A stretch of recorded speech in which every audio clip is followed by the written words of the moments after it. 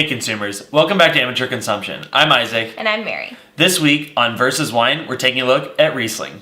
So the cheaper Riesling is this one, and we got it for about $4. And it is a product of Germany with an alcohol percentage of 11.5. The other Riesling... Oh. Okay. This other Riesling also comes from Germany, but we got it for $13, and it has a little bit of a lower alcohol percentage at 8.5%. This one doesn't have a hat.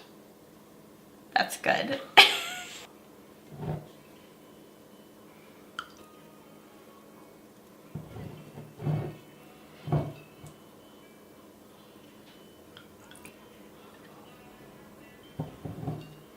So Riesling. For me, the sweeter the wine gets, the harder it is to really tell which one, the more expensive you get, because I haven't experienced a large difference in that. I've experienced both ends, but it's not been a lot, so we'll see how I do.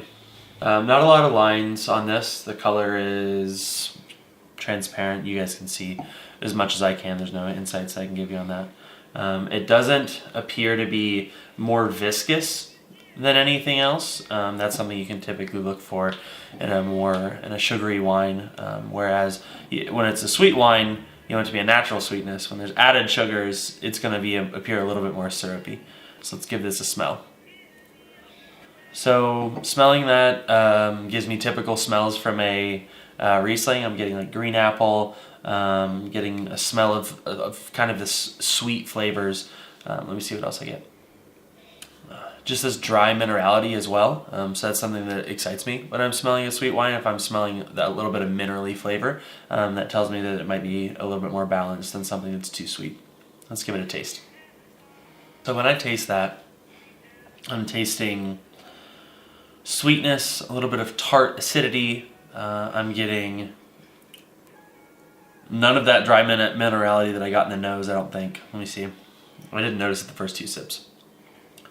Maybe a little bit, but it's more forward in the sweet department, less on the dry. It tastes good. Typically when it's a sweet wine, I'm probably only going to want one glass, but I think I would drink a full glass of this. It's not something that blows me away, but it's not something that I don't want to finish. So I'm going to give this an average rating. I'm going to set it right at about 5 out of 10.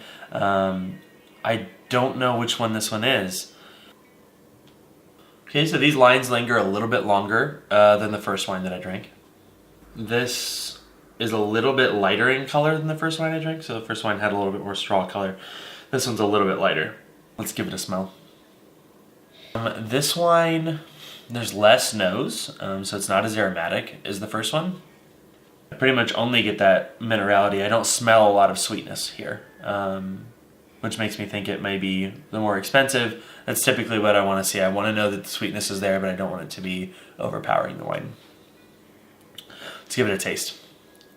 So when I taste that, I get pear a lot, like face-forward pear. Very sweet in the beginning, almost unbearably sweet, like not how I want it to taste. But I still think I would rate it similar to this, that I could drink a glass of it, you know. I think my rating is going to be similar on this one. I'm not sure that I found a Riesling that is any better. I think they're both very similar. I think I'm going to rate this one a 5 as well. So I'm going to say that this is the cheaper wine from Trader Joe's, and that this is the more expensive wine from the Lucen Bros.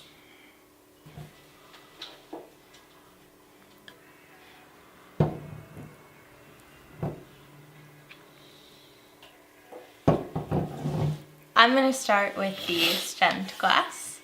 So I'll give it a swirl. It's pretty clear, pretty straw colored. Not seeing too many distinct lines. Go ahead and give it a smell. Smells kind of like an apple or a pear, more crisp than I actually expected. I'm going to go ahead and give it a taste.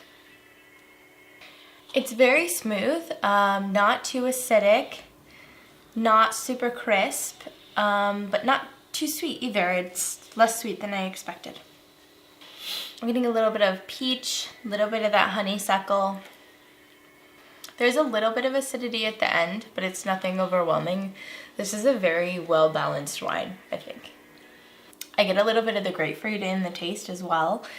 The taste I'm finding to be a little bit more acidic than the smell, especially at the end.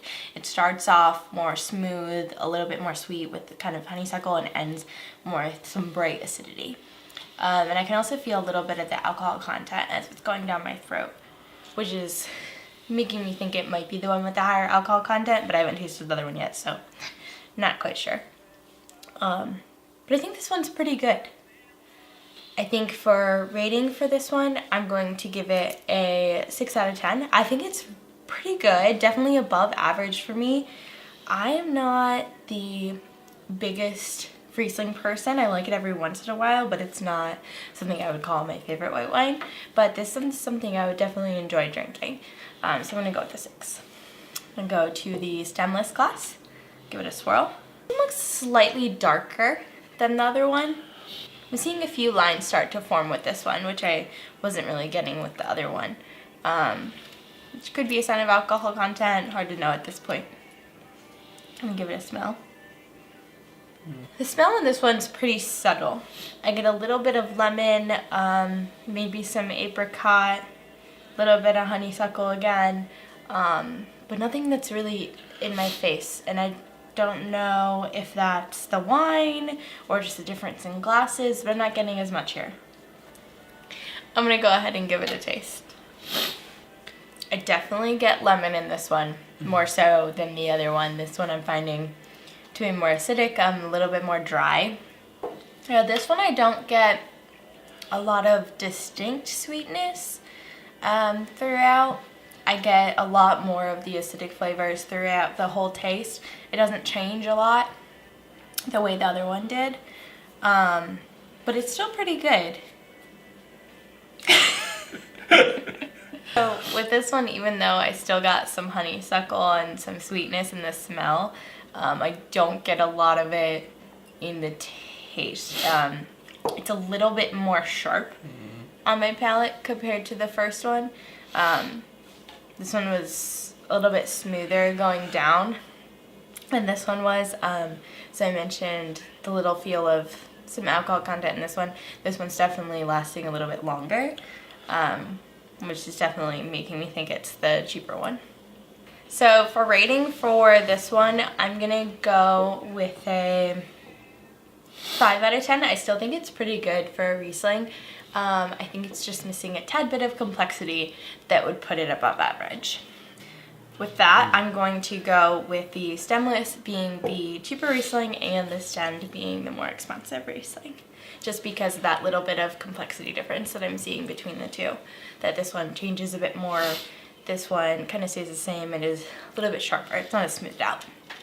All right, so this week we're gonna vote outwardly before we reveal, and so by that we're gonna move the bottle in front of the glass. If you watched last week, you'll understand kind of where this came from. It just puts a little bit more on the table, I think, to say I'm confident in my vote.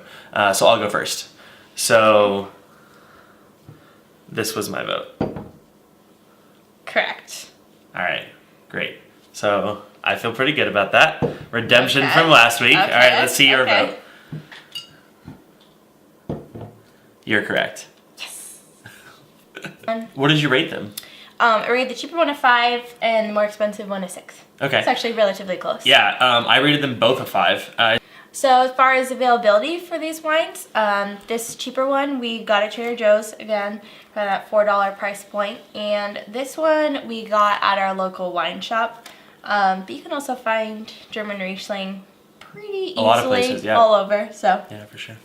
Thanks so much for watching this week's episode of Versus. If you liked it, give it a thumbs up. If you loved it, subscribe for more. And we'll see you on Wednesday for New Wine Wednesday. drink more wine.